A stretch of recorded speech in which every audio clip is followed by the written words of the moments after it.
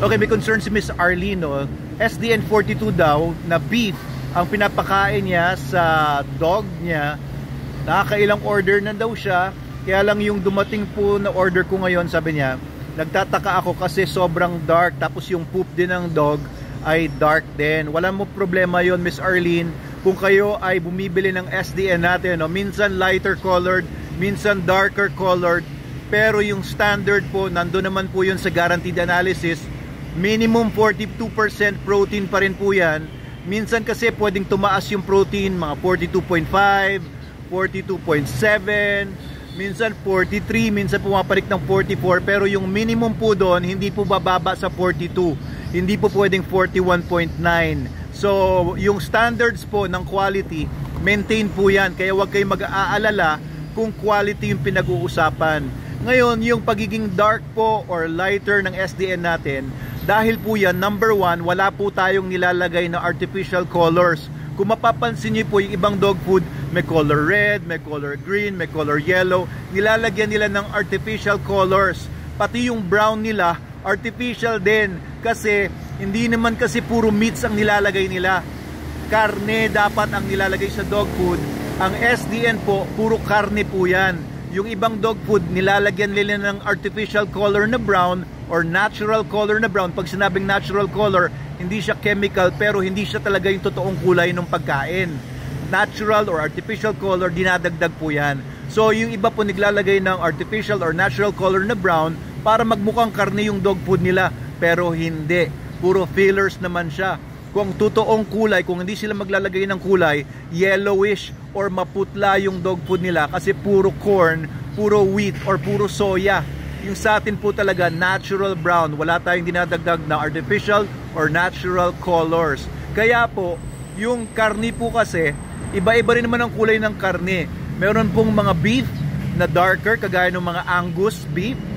Ang mga Angus beef, medyo talagang very dark yan.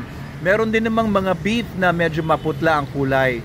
O, sige, so ito naman pong mga poultry din natin, no? Ang poultry, iba-iba rin po yung poultry. Meron pong poultry na darker, kagaya ng mga poultry from turkeys. Meron din mga poultry na lighter, gaya ng mga meats from chickens. Pero kung beef po ang pinag-uusapan, yung SDN 42 beef, beef lang ang laman yan. Kaya maaari pong iba-ibang kulay po yung per batch natin ng beef. Pero same quality po yan, yung minimum quality na maintain po natin yan. Wala lang tayong color na dinadagdag, kaya minsan lighter, minsan darker. Okay, so huwag kayong mag-alala kung yung poops din ng dog ninyo ay darker, dahil po yun doon sa pigments from the meat. Yung pigments from the meat ay lumalabas din po yan sa poops ng aso ninyo. And yung pigments sa meat na yan ay tinatawag po na, di ba, yung sa blood po merong hemoglobin, meron din pong pigments na tinatawag na myoglobin. Kapag kumakain kayo ng steak, di ba, pag kumakain kayo ng steak, kahit luto siya, kahit na rare siya, luto naman yon, hindi po yung dugo. Minsan lumalabas yung katas na red, myoglobin po yon, hindi po yung dugo. Kaya pwede nyo pong kainin yon. Huwag kayong matakot na dugo-dugo pa rin yung kinakain ninyo kasi meron pong myoglobin. Pwede nyo i-search po yan.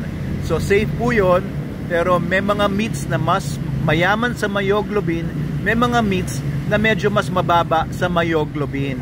Okay, so maganda po yung mga ginagawa. Actually, maganda po yung darker na meats dahil po mas richer po yung amino acid profile niya. So kompleto po yan sa amino acid na essential sa mga dogs. 11 or 10 essential amino acids po yan kapag sa dog nutrition ang pinag-uusapan. So salamat po sa paggamit ninyo at paulit-ulit ninyong pag-order ng SDN 42, the best dog food in the multiverse. Ayan, SDN 28 maganda rin po yan, SDN 21 maganda rin po yan. Yung SDN 21 wala rin chicken yon, parang beef din yon, pero may tuna. Galing po sa North Atlantic Ocean yung tuna po natin, tuna meals. Tapos yung SDN 28 naman, meron din po yung poultry meals, meron din po yung beef meals and meat meals. So Kung gusto niyo po ng kagaya ng SDN beef na walang chicken, pwede niyo rin po subukan yung SDN 21.